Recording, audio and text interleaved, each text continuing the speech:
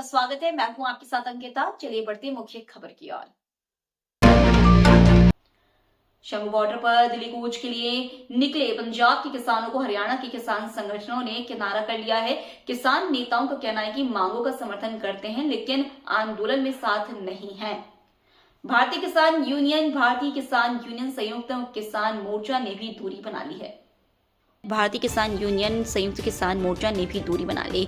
इधर सोनीपत में भी 20 गांवों के सरपंच दिल्ली कूच के विरोध में उतर आए। उनका कहना था कि किसी भी हालत में किसानों को हरियाणा में टेंट नहीं लगाने देंगे। वहीं शंभू बॉर्डर पर किसान और हरियाणा पुलिस व अर्धसैनिक बल के जवानों के बीच तनातनी से हरियाणा सीमाओं पर नाकाबंदी कर दी गई। इससे राहगीरों को परेशानी हुई। अम्बाला के 11 गाँवों में इंटरनेट सेवा बंद होने से लोग परेशान रहे।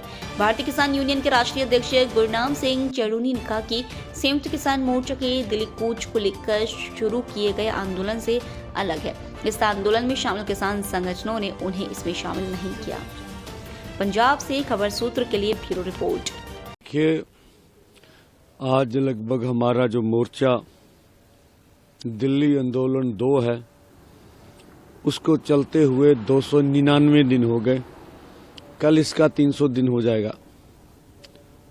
और जो हमारा खनौरी बॉर्डर पर जगजीत सिंह डल्लेवाल जी अमर अनशन जो है वो 12वें दिन में दाखिल हो जाएगा। अभी इसीलिए हम लोग जब इस तरह का निर्दयी पुनः केंद्र की मोदी सरकार दिखाती है, जो जुल्म करती है देश के निहत्थे और किसान और खेत मजदूर के ऊपर, तो फिर अपनी रिकवरी के लिए भी हमें समय चाहिए होता है। तो अभी 20 किसानों की जख्मी होने की पुष्टि हो गई है। अभी डिटेल और आएगी, सबसे मिल रहे हैं। कल जो घटना हुई उसमें उसमें लगभग 20 किसान जख्मी हैं और जो 8 थे वो तो उधर अभी हॉस्पिटल में ही 14 किसान गए हैं। अभी शायद आज सबको छुट्टी मिल जाए या ना मिले, अभी देखते हैं। 2 गंभीर थे, एक को पटियाला रेफर किया गया था। तो ये अभी स्थिति है।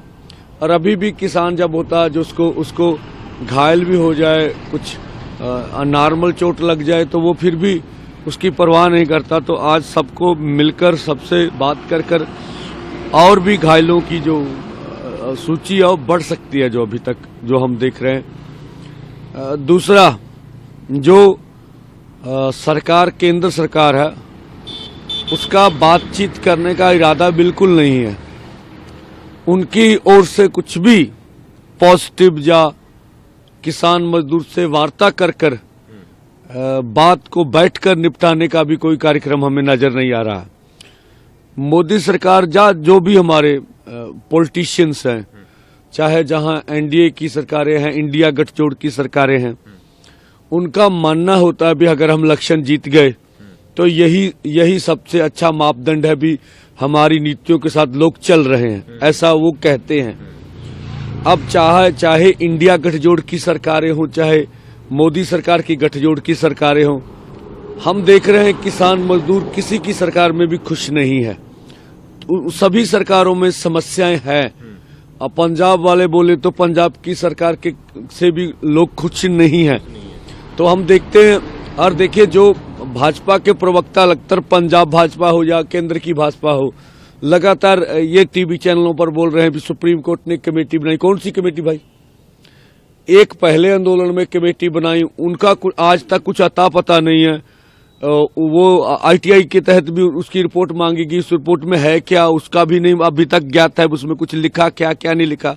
जो दूसरी दिल्ली आंदोलन 2 में रोड के बाद वो बनी थी कमेटी, उसने रिपोर्ट सबमिट कर दी भाई, रिपोर्ट तो दे दी सुप्रीम कोर्ट में।